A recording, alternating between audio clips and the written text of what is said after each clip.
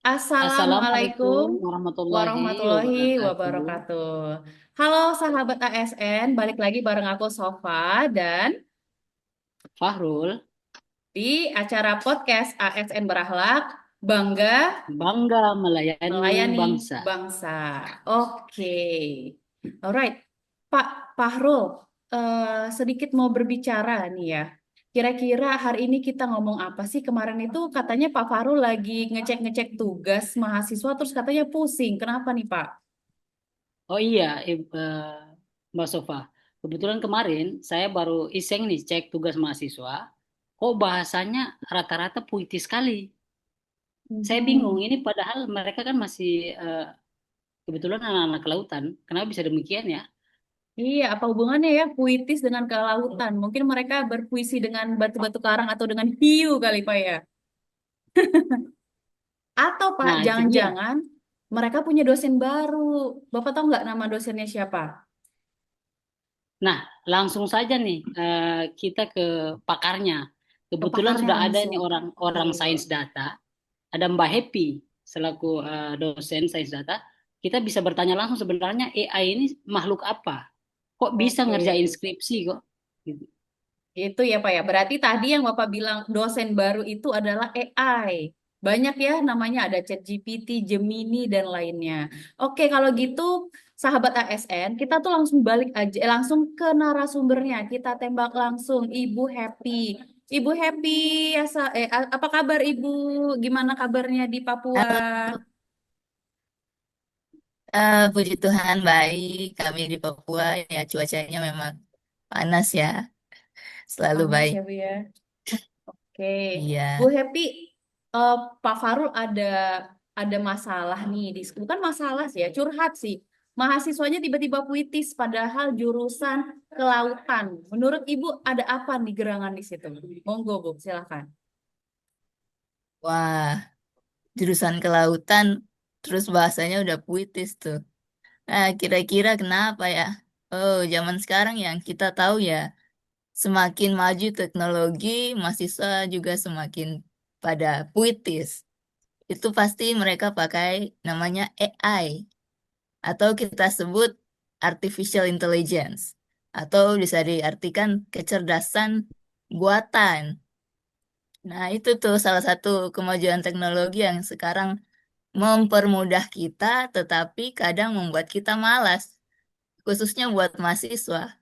Kalau mereka mau diberikan tugas dari dosen, mereka malas untuk berpikir, kasih ke AI aja, AI yang pintar, AI bantu kerjakan. Tapi gimana tuh kalau menurut dosen-dosen yang lain? Kalau mahasiswa kasih tugasnya ke AI, AI yang kerjakan, terus gimana nanti mahasiswanya apa yang dia dapat ya kira-kira? Gimana tuh? Betul banget ya. Dari data sendiri nih mahasiswa saya nih ya Pak Farul ya, bener banget nih apa yang kata Bu Happy. Kayaknya mahasiswa saya itu udah sangat-sangat menikah gitu ya sama AI. Apalah aku tanpa AI. Pak Farul gimana Pak Farul? Gimana tuh, Sofa? Pasti puyeng nggak Pak kalau punya mahasiswa sedikit-sedikit ChatGPT, sedikit-sedikit AI, bener nggak? Oh iya, pusing sekali pasti. Pusing Apalagi kan kita sekali. ya banyak sekali kan apa namanya program yang mereka bisa gunakan. Bahkan kita semakin sulit untuk membedakan mana hasil kerja mereka dan hasil kerja ya. Ini menjadi tantangan baru buat kita sebagai dosen juga. Betul. Nah, Gitu. Pak, jangan pusing-pusing, Pak. Kita punya satu pakar nih, pakar skala pakar dari sosiologi. Monggo kita invite langsung ada Ibu Permata. Permata langsung dari Bengkulu. Ibu, apa kabar? Ibu Permata, boleh mungkin di unmute suaranya, Bu. Kita mau ngobrol hangat, hot issues nih. Testing-testing, Ibu. Sepertinya ada kendala, Pak Farul ya. Iya Ibu, sepertinya ada kendala jaringan. Oke, kita coba sekali lagi. Halo Ibu Permata, nun jauh di sana, apa kabar? Apakah terdengar suara saya yang merdu dan suara Pak Farul yang sepertinya belum ya? Ya udah deh, kalau gitu kita coba cari langsung, bukan Ya, cari langsung. Kita pindah ke kita pindah agak aja jauh ya. dikit ke Pak Arsya. Boleh. Pak Farul ini kita undang langsung ya Pak Arsya ya. Pak Arsya itu saya mau tanya tentang integritas.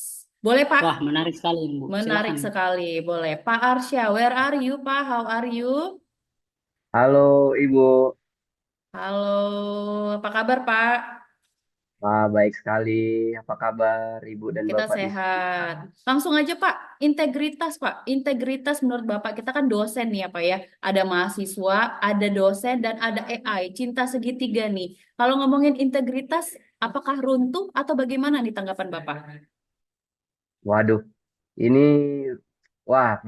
pertanyaannya sederhana, tapi jawabannya tentu berat ya. Biasanya pertanyaan sederhana ini jawabannya berat. Nah, terkait integritas ini, ya bagaimana meluapkan isi atau ide atau pikirannya yang itu juga bukan bersumber dari isi atau ide pikirannya. Nah, integritas apa yang akan kita ambil dari sini misalnya, Bu? Misalnya pemanfaatan penulisan yang dia anggap itu sebagai hasil dari pengolahan berpikirnya, malah diambil dari AI misalnya. Nah, menurut Ibu integritas seperti apa yang bisa kita ambil dari itu? Iya, menarik sekali ya Pak ya. Emang banyak banget nih. Ini dari perspektif Pak Arsya. Pak Farul, saya mau langsung ke Bu Afni nih dari sastra Inggris ya. Kita punya banyak profesor nih ya, calon profesor. Amin. Betul, Pak Bu. Farul, Semakin kira-kira banyak saya. kita gali Mm-mm. informasi, akan semakin bagus juga untuk teman-teman ASN nih. Betul, dengan sahabat ASN ya. Bu Afni boleh bergabung, Bu. Mungkin kita bisa debat tipis-tipis ya, Bu ya. Dari sastra Inggris kita tahu sendiri kan mereka itu mungkin sedikit Google Translate ya dari para phrasing-nya. Nah, itu tuh critical thinking-nya gimana tuh, Bu? Apakah akan memudar, rapuh, atau gimana menurut Ibu? Ya, sebelum saya jawab pertanyaan Mbak Sofa, eh, saya mau say hi dulu ya. Halo semua teman-teman narasumber. Bagaimana Mbak Sofa, Mas Fahrul, sehat ya? Alhamdulillah sehat, Ibu. Alhamdulillah sehat, Ibu. Oke, baik. Nah, jadi dalam bahasa Inggris sendiri itu AI terlihat sempurna ya. AI terlihat sempurna di mata mahasiswa seperti itu. Tetapi kemudian ketika itu masuk dalam kategori critical thinking, all of that is lost ya. Jadi semuanya itu hilang. Jadi critical thinking pure asli dari mahasiswa itu hilang. Pemikiran dan bahasa originalitas mereka tuh nggak lagi bisa terasah. Jadi mereka cuman mengcopy paste, kemudian istilahnya tuh kalau eh, orang kamu bilang seng parafrase akang. Jadi istilahnya dia tidak diparafrase lagi, tetapi tinggal ceplok sana, ceplok sini, ngambil sana, ceplok di sini, seperti itu. Dan itu kan jatuhnya murni plagiasi. Jadi bukan murni pemikiran tapi murni plagiasi. Dan ini sangat mencerminkan sikap atau nilai yang sangat-sangat tidak akuntabel. Seperti itu sih menurut saya, Mas Fahrul, Wah, Mbak Sofa. menarik sekali ya. Menarik sekali ya jawaban dari Bu Afni. Bahwa memang ternyata di bahasa Inggris juga ini punya masalah terkait penggunaan AI. Bagaimana kalau kita Betul. mendengarkan pendapat lain lagi, Bu Sofa, terkait dengan mungkin apa berbau dunia-dunia obat-obatan, farmasi mungkin? Boleh. Nah, Ini Pak, akan lebih sebelum ke menarik. situ, saya mau cerita dikit. Nah, ini kebetulan kita Oh, oke. undang Silakan. langsung ya. Jadi anak saya sakit nih ya. Nah, saya langsung ke Ibu Karunita nih. Ibu, gini Bu, Ya, siap. anak saya sakit Bu. Saya bawa nih ke dokter tanpa menyebutkan di mana rumah sakit dan dokternya ya Bu ya. Nah, saya iseng tuh Bu, anak saya umur sekian sakit. Saya lihat dia main handphone kan. Lah, jangan-jangan anak saya korban ChatGPT lagi. Bu, gimana Bu di lapangan? Ibu menemukan hal yang serupa atau efek sampingnya gimana nih Bu? Oke, jadi sebenarnya AI itu kayak tergantung dari pemanfaatannya gimana ya. Tapi di satu sisi kalau dari sisi farmasi atau kesehatan, harus berhati-hati ya dalam menggunakan ChatGPT atau aplikasi berbasis AI lainnya. Agak riskan kalau misalnya kita sangat tergantung sama AI. Salah satu contoh kecilnya saja pemilihan terapi atau dosis obat gitu ya. Mungkin setiap individu akan berbeda-beda tergantung dari berat badan gitu ya atau dia punya riwayat alergi dan lain-lain. Bayangkan kalau misalnya kita tergantung sama AI gitu.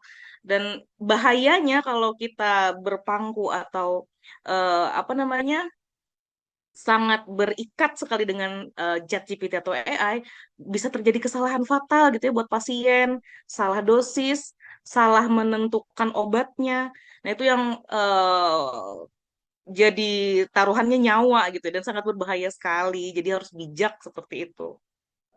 Benar. Wah, Intinya harus bijak ya, Bu ya. terdengar ya, Iya. terdengar cukup seram juga ya kalau kalau salah dosis bisa overdosis gitu. Bisa Iya, overdosis. iya Anak saya Bapak. jadi Iya, korbannya tuh Pak tuh. Wah, kacau. iya. Tapi Tapi gini Bu, ada kenapa Pak? hmm, eh, kayaknya akan menjadi masalah juga ketika misalnya apa perlu kita larang total nih atau kita harus melakukan apa biar tidak overdosis tadi itu.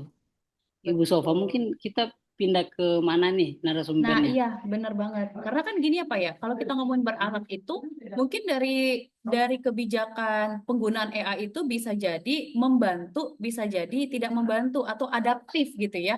Kita kan harus terbuka dengan hal-hal yang baru. Saya punya nih yang Betul. bakalan bantu kita untuk menjelaskan. Asik. Kita undang langsung Ibu Jenita. Ibu di mana? Di Jember, aman Ibu? Halo Bu Sofa, Pak Fahrul, dan teman-teman yang Halo. lain di Jember Halo aman. Ibu Cuman setiap Jenny. hari ini hujan pasti iya. Oke. Jadi gimana Bu tuh? Tadi kan udah ngobrolin dari beberapa narasumber, ada yang pro, ada yang kontra gitu ya. Nah, tapi kita harus Mhm. adaptif nih sebagai ASN yang berakhlak. Menurut Ibu gimana, Bu? Betul nih, kalau kita mau berbicara tentang adaptif, kita ini kan nggak bisa ya membendung tsunami teknologi yang setiap tahun ini bakalan ada sesuatu yang baru dari perkembangannya. Nah, di sini justru dosen yang harus apa ya, istilahnya merubah strategi Bapak Ibu. Jadi kita yang harus mencari tahu nih strategi apa yang cocok kita terapkan, terutama di kelas ya, untuk menghadapi mahasiswa yang menggunakan AI gitu. Nah, saya malah suruh mahasiswa nih pakai AI buat cari ide. Tapi presentasinya nih wajib secara lisan. Jadi nggak serta-merta menggantungkan semuanya ke AI itu. Jadi AI itu anggaplah sebagai asisten, tapi bukan joki. Gitu, Bapak Ibu. Benar. Setuju sih saya Pak Parul. Bapak gimana? Setuju? Sangat setuju sekali. Apa yang Sangat disampaikan tadi setuju. mantap, mantap. Betul. Nah, kalau dari katanya Bu Nita nih, kita harus tahu strategi atau metode ya. Nah, saya punya satu narasumber nih Pak, pakarnya langsung dari sisi psikolog Wah, ya. Sebagai wah, siapa itu, Kak Sofa? nah, siapa nih kira-kira Bapak bisa tebak nggak? Langsung saja nih di Pak Syahrul. Mirip nih namanya Wih, sama Pak Pak Farul. Sofa. Iya, sama-sama rule nih di Sama-sama belakangnya. Rul. Rul, Sahrul Boleh, kan. Pak, Bang gimana Rul, Pak dari sisi silahkan. psikologi menurut Bapak apa nih yang bakalan kita lakukan? Akar masalahnya itu dari mana sih? Dari manusianya, teknologinya atau apanya Pak? Monggo. Oke, terima kasih atas waktunya Bu Sofa dan Pak Fahrul. Oke, sangat menarik ya penjelasan dari semua narasumber tadi.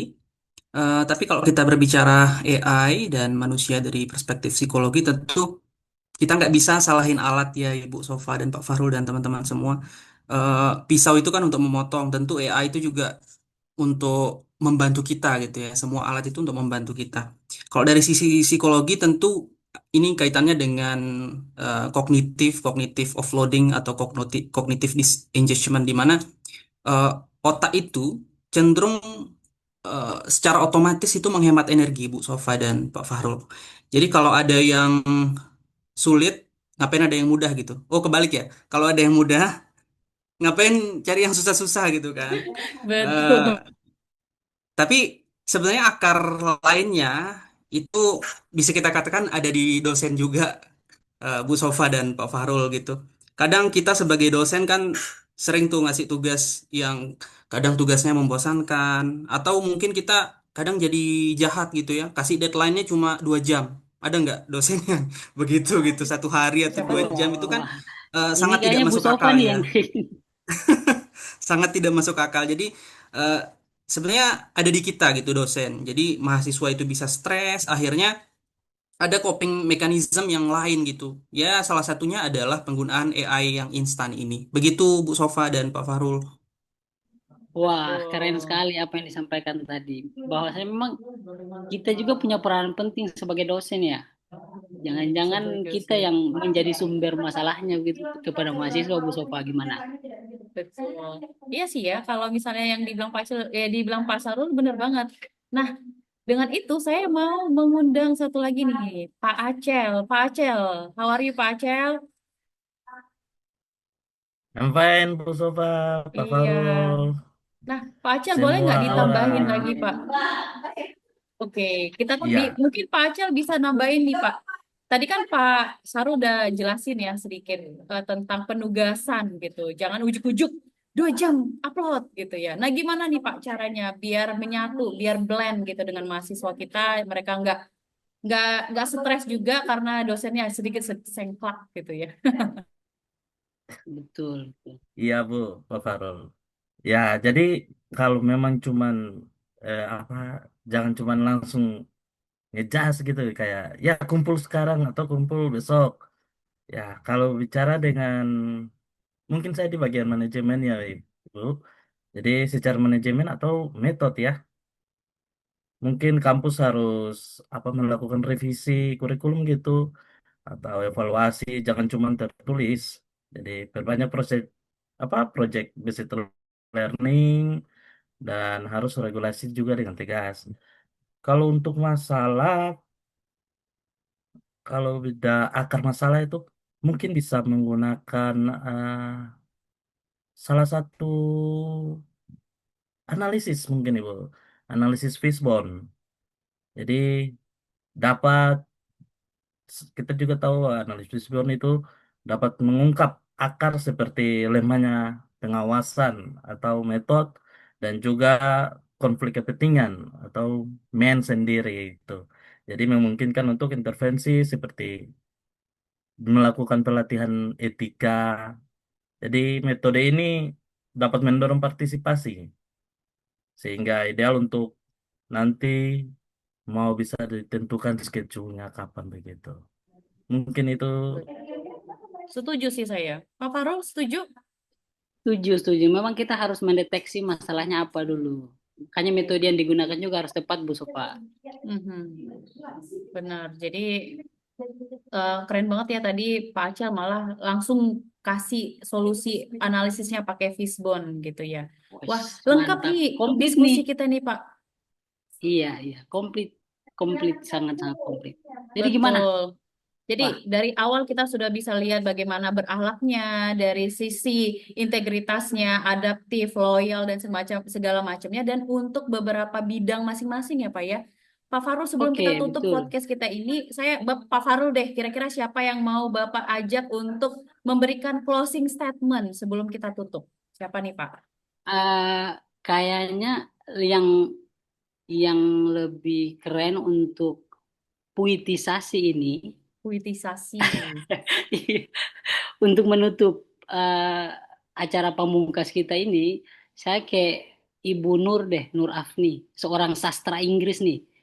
Hanya Oke. biar kita naik kelas dikit internasional. Silakan Bu. Asik. Ibu gimana Bu? Monggo Bu silakan closing statementnya terkait dengan mahasiswa dan AI. Oke, baik. Terima kasih ya kesempatan diberikan memberikan apa closing statement. Jadi menurut saya itu AI dan mahasiswa ini adalah hal yang tidak perlu dilepaskan sebenarnya. Tetapi bagaimana mahasiswa itu menggunakan AI dengan bijaksana. Dengan begitu AI dan mahasiswa bisa berjalan beriringan. Kemudian AI ini bisa menjadi sahabat bagi mahasiswa. Jadi dengan demikian AI dan mahasiswa bisa saling bekerja sama dan tentunya untuk kemajuan bangsa tanpa menghilangkan karakter dan ciri khas dari mahasiswa itu sendiri. Seperti itu, Pak Fahrul. Baik, terima Keren kasih sekali. Ibu. Satu lagi Terima kali ya Pak kasih, ya, Bu. sebelum kita benar-benar tutup Pak, Boleh, pilih Pak boleh, satu lagi Pak dari boleh. perspektif Oke, Bapak coba. oke, saya pindah ya ke perspektif Bapak-Bapak ini kayaknya saya mau mendengar closing statement dari Bang Arsa nih sebagai senior kita nih. Coba Bang Arsa yang Asik. malang melintang di dunia dosen perdosenan ini. Coba Oke. silakan. Waduh, Terdosen nih Pak. Monggo Pak Arsa. waduh, terima kasih kesempatan. Terima kasih atas kesempatannya. Ini untuk closing statement. Saya ingat kembali pembahasan para para profesor mungkin yang pernah saya tonton. Eh, ini AI ini mungkin sudah masuk ke industri berapa ini? 4.0 atau 5.0. 5 Nah, yang kayaknya Pak menarik ya. adalah setiap revolusi 5 mungkin ya. Nah, setiap revolusi industri itu selalu seperti apa ya, dua sisi mata uang mungkin baik dan buruk. Nah, setiap yang menganggap itu buruk lalu meninggalkannya, maka dia akan tergilas oleh revolusi itu sendiri. Sedangkan yang bisa seperti yang Ibu Agni bilang tadi bisa mengambil kebijakan dan kebajikan dari revolusi itu, dia akan mendapatkan jalur yang lebih maju ke depannya. Mungkin itu dari saya, Ibu dan Bapak. Keren, terima Oke, kasih keren Bang Arsa. banget. Bapak Ibu boleh dong Ya. berikan tepuk tangan kepada Pak Arsa. Wis, ya beri tepuk tangan untuk narasumber kita yang Kita keren-keren habis asik. semua. Nah, sebenarnya Pak Farul, saya tuh punya satu sahabat lagi nih, nun jauh di Bengkulu. Tapi sepertinya ada kendala ya. Tapi nanti nggak apa-apa. Oh Kita iya bisa, ya, betul, iya betul. bener. Ada Ibu Permata. Cuma nanti akan kita undang ya, mungkin di akhir nanti dari statementnya beliau, nanti kita bisa keputarkan videonya. Nah, Pak Farul, gimana nih Setuju. untuk menutup dari podcast kita hari ini? Apa kira-kira yang bisa kita berikan ke sahabat ASN kita? Oke, mungkin saya highlight beberapa saja ya, Bu Sofa. Monggo Pak, silakan. Bahwasanya memang dosen itu harus adaptif, mengupgrade ilmu pengetahuan sesuai dengan apa namanya perkembangan iptek. Kemudian mahasiswa juga harus jujur, harus accountable. Sedangkan untuk melengkapi itu semua kita harus berkolaborasi untuk dalam menggunakan apa namanya mengatasi Penggunaan dalam AI itu ya. penggunaan AI, sorry ya, penggunaan AI betul. Betul. Kalau saya bisa tambahin juga semuanya harus harmonis. Jangan ada nanti yang si paling AI, si paling anti AI. Wah, itu Betul. kacau tuh. Iya betul. Mahasiswanya Memang bisa. harmonis ini, iya Benar. betul. Memang harmonis ini biasanya datang dari ibu-ibu. Jadi saya tidak menyebutnya begitu. Ibu-ibu ya Pak ya. Jadi ibu-ibu versus Iya bapak-bapak iya. nih. Oke, jadi Siap. gitu ya. Dari semua berakhlak itu udah mencakup dengan penggunaan AI itu sendiri. Jadi kita harus berakhlaknya benar-benar harus adaptif, harmonis, dan juga akuntabel atau bertanggung jawab dan Iya. mempertanggungjawabkan apa yang kita lakukan. Baik, Setuju, Bapak Ibu setuju. narasumber, terima kasih sudah datang dan memberikan perspektif POV masing-masing ya. Sebelum kita tutup, nanti Bapak Ibu kalau saya dan Pak Farul bilang ASN berakhlak, masing-masing bangga melayani bangsa. Begitu ya? Iya. Oke, mungkin Oke, silakan Bu. semuanya di mute, di unmute. Baiklah, itu dia tadi podcast kita di ASN berakhlak, sahabat ASN. Dan saya Sofa dan juga Pak Saya Fahrul, kami undur diri di pamit undur podcast diri. ASN berakhlak. ASN berakhlak. Bangga, Bangga Bangga melayani Bangga melayani melayani bangsa. bangsa. Assalamualaikum warahmatullahi wabarakatuh. See you, bye-bye. Bye.